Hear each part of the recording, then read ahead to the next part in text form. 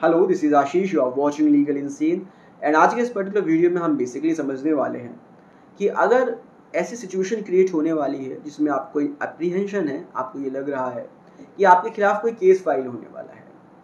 या आपके खिलाफ कोई केस ऑलरेडी फाइल है, उसमें कोई एप्लीकेशन फाइल होने वाली है। अपोजिट पार्टी जिससे आपका डिस्प्यूट है, जिससे आपका कोई केस या मैटर चल रहा है, वो कोई एप्लीकेशन फाइल करने वाला है, या सपोज करो कि वह व्यक्ति आपके खिलाफ अपील या रिवीजन में जाने वाला है और आपको अप्रीहेंशन है कि जब ये केस की पहली सुनवाई होगी या उस एप्लीकेशन पर पहली सुनवाई होगी या अपील या रिवीजन में जब वो पहली सुनवाई होगी,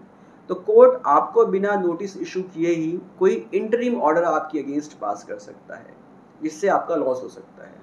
तो इस पर्टिकुलर सिचुएशन को कैसे डील किया जाए, कैसे ये सुनिश्चित किया जाए कि कोर्ट भी आपको उस दिन सुने और आपका पक्ष भी समझे, ताकि आपके अगेंस्ट कोई नॉन फेवरेबल ऑर्डर पास ना हो। तो बेसिकली इसका क्या सोल्यूशन है, कैसे हम इसको डील कर सकते हैं, ये बेसिकली हम आज के इस पर्टिकुलर वीडियो में समझने वाले हैं। Stay tuned through out the video so that you could understand this topic very easily. तो यहाँ पर बेसिकली सिविल प्रोसीजर कोड आपको एक ऑप्शन देता है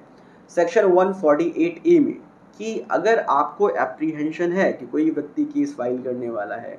या केस चल रहा है, कोई व्यक्ति उसमें एप्लीकेशन फाइल करने वाला है या आपके खिलाफ कोई अपील फाइल होने वाली है, रिवीजन फाइल होने वाला है, तो यहाँ पर आप सिविल प्रोसीजर कोड के सेक्शन 148A में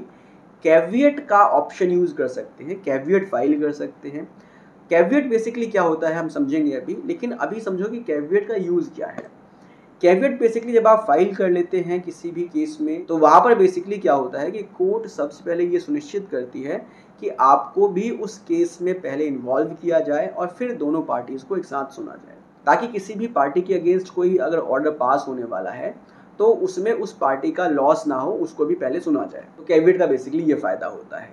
अब बेसिकली कैविएट है क्या, ये समझते हैं।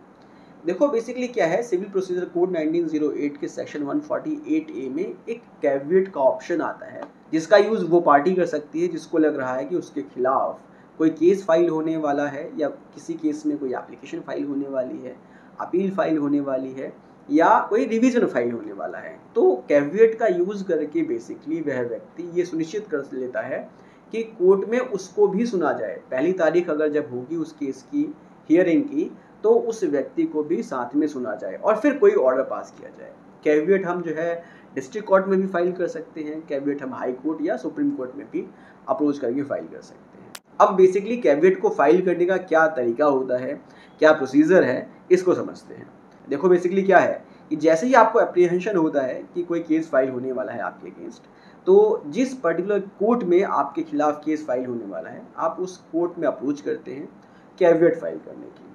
लेकिन कैविएट को फाइल करने से पहले आपको उस व्यक्ति को, जो व्यक्ति आपके खिलाफ केस फाइल करने वाला है, उसको आपको रजिस्टर्ड पोस्ट के थ्रू एक नोटिस भेजना होता है कि भाई मैं आपके खिलाफ कैविएट फाइल करने जा रहा हूँ, और जब भी आप कोई केस फाइल करेंगे या कोई एप्लीकेशन फाइल करेंगे या आप जब अपील फाइल करेंगे मेरे अगेंस्ट, तो आप सबसे पहले मुझको इंटीमेट करेंगे उसके बारे में, आप मुझे उसके बारे में बताएंगे, आप मुझे उस केस की जो फाइल हैं, जो डॉक्यूमेंट्स हैं, जो एप्लीकेशन है, वो मुझको प्रोवाइड करवाएंगे। तो ये नोटिस बेसिकली आपको उस व्यक्ति को भेजना पड़ता है स्पीड पोस्ट के थ्रू, और इस नोटिस को उस व्यक्ति को भेजने के बाद आप कोर्ट में एक कैविएट फाइल कर देते हैं। जैसे ही बेसिकली कैविएट फाइल होता है, तो उसके बाद अगर वह व्यक्ति कोई केस फाइल कर रहा है या कोई एप्लीकेशन फाइल कर रहा है या अपील में जा रहा है, तो कोर्ट बेसिकली आपको नोटिस भेजती है। जैसे ही कोर्ट में केस फाइल होगा, कोर्ट आपको नोटिस भेजेगी कि आपके खिलाफ जो है